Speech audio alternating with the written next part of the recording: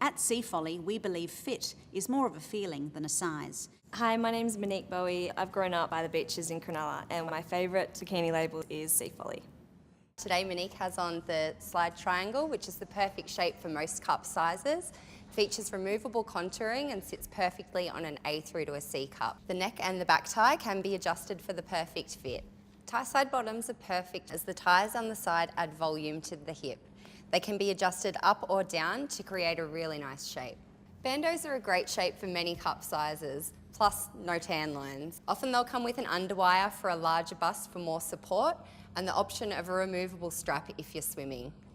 80s inspired bikini bottoms are perfect. The higher cut leg line over the hip is going to elongate the leg and create some really nice shape.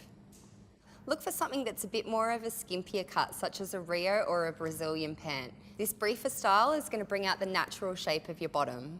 Ruffle details are perfect for a petite body frame, as the ruffle here creates and enhances the bust area. This off-the-shoulder bandeau sits beautifully on a petite type. For bottoms, look for thinner sides with higher cuts or cheekier Brazilians to enhance your natural bottom shape. Bright pops of colour in a plain or a print work perfectly for this body type.